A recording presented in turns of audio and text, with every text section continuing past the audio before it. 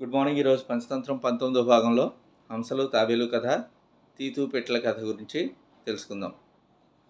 నక్క ఎద్దుతో రాజు అయినటువంటి సింహంతో మనం గొడవ పడకూడదు, ఎందుకంటే సింహం బలవంతుడు, మనం ఎవరితోనైనా గొడవ పడితే ఆనుపానులు చూసుకుని గొడవ పడాలి అని ఉదహరిస్తూ తీతూ పెట్టెల సముద్రం అనేటువంటి కథని చెప్పింది. అయితే ఈ కథలో ఒక సముద్రం ఉందన్నమాట.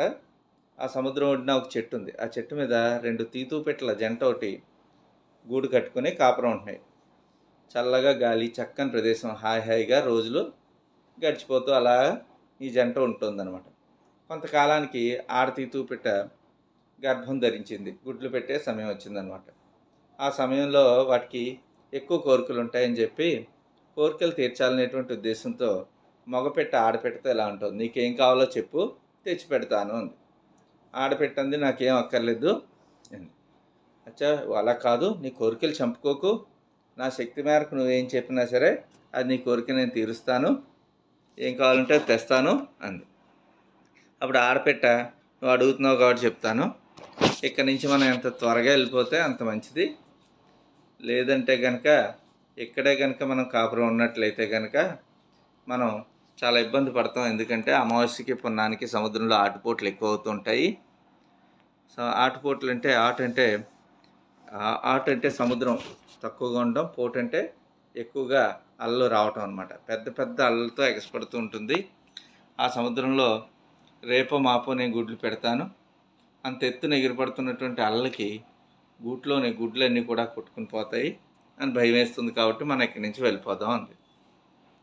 నీకు ఆ భయమే అక్కర్లేదు, మన గుడ్లు ఏమి కొట్టుకుపోవు, సముద్రుడు అలాంటి సాహసం చేయడు, ఎందుకంటే మనకి రాజు, పక్షులందరికీ రాజు గరుత్మంతుడు మనకు అండగా ఉన్నంత వరకు కూడా ఏ రకమైన ఇబ్బంది లేదని చెప్పి ఆడతీ తూపెట్టికి మగతీ తూపెట్టి చెప్పింది. చెప్తే ఆడతీ తూపెట్టి, ఈయన గారు ఎప్పుడు ఇంతే, ఏం చెప్పినా సరే వీళ్ళు ఉన్నారు వాళ్ళు ఉన్నారు, భయపడకు అని చెప్పి ఎవరో ఒకరి మీద భారం వేసి ఉంటాడు. ఇలా ఉంటే ఎలా కుదురుతుంది, మనకి ప్రమాదం ముంచుకొస్తుందంటే తప్పించుకుని ఎలా వెళ్ళాలని ఆలోచించాలి, కానీ వాళ్ళ మీద వీళ్ళ మీద ఆధారపడితే ఎలా కుదురుతుంది, వాళ్ళెవరో వచ్చి కాపాడుతారంటే ఎలా, ఎంత బలవంతుడైనా సరే మనకి కష్టం వచ్చినప్పుడు సమయానుకూలంగా ప్రవర్తించాలి కానీ అని చెప్తూ నాకు ఒక కథ గుర్తొస్తుంది, హంసలు తాబేలు అనేటువంటి కథ గుర్తొస్తుంది, ఇలా చెప్పిన మాట వినకపోవడం వలన అని చెప్పిందనమాట. అని ఈ కథను చెప్పడం మొదలుపెట్టింది ఆడతీ తూపెట్ట. పూర్వం ఒక భువనసారం అనేటువంటి కొలను ఉండేది. కొలను అంటే చెరువు అనమాట. అందులో కంబుగ్రీవం అనేటువంటి తాబేలు ఒకటి ఉంది, వికటము సంకటము అనేటువంటి 2 హంసలు ఉన్నాయి. ఇవన్నీ కూడా స్నేహంగా ఉండేవి. ఎండాకాలం వచ్చింది.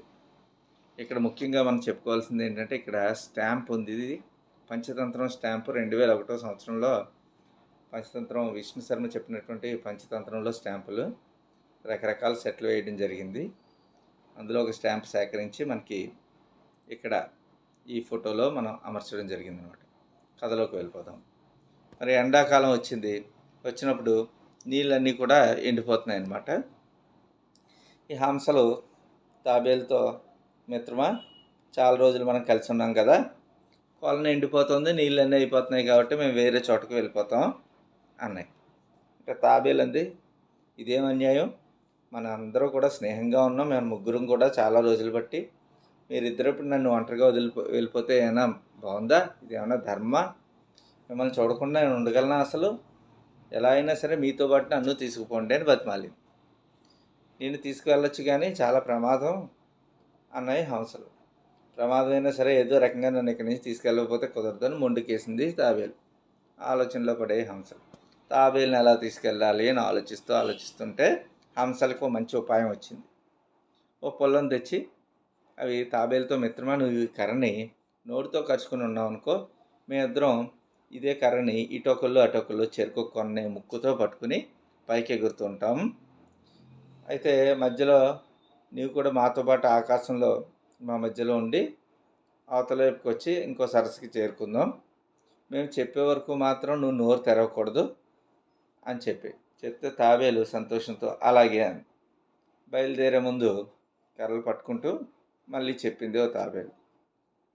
మిత్రమా, మార్గ మధ్యంలో తాబేలుతో హంస చెప్తోంది, బోల్డ్ పల్లెలు వస్తాయి, పట్టణాలు వస్తాయి, ఆకాశంలో మనం వెళ్తుంటే జనాలు చూసి గోల చేస్తుంటారు, నోటికి వచ్చినట్టు మాట్లాడతారు.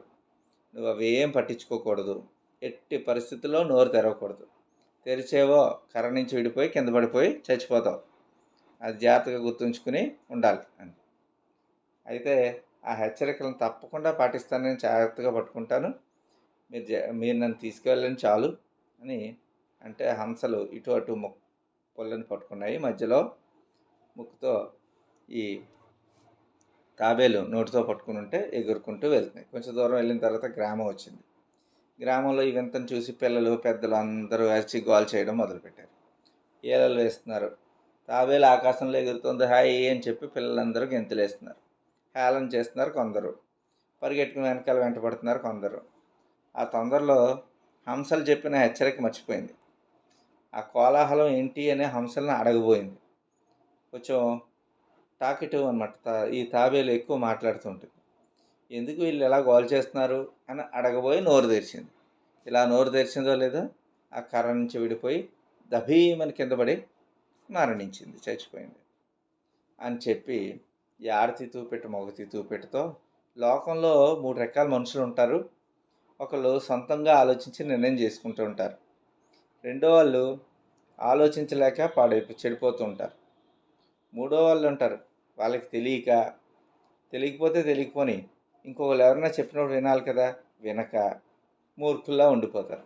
అలాంటి మూర్ఖులు తాబేల్లా ప్రవర్తించి వాళ్ళ జీవితాలని నాశనం చేసుకుంటుంటారు అని చెప్పి ఇంకొక కథ చెప్తాను విని. ఇలాంటి కథ పూర్వం ఒక చేప తన మిత్రుని మాట వెనక ఏ రకంగా ప్రాణం పోగొట్టుకుంది అనే కథని కూడా చెప్తాను అని ఆడతి తూపిట్ట మగ పక్షికి చెప్పడం మొదలుపెట్టింది.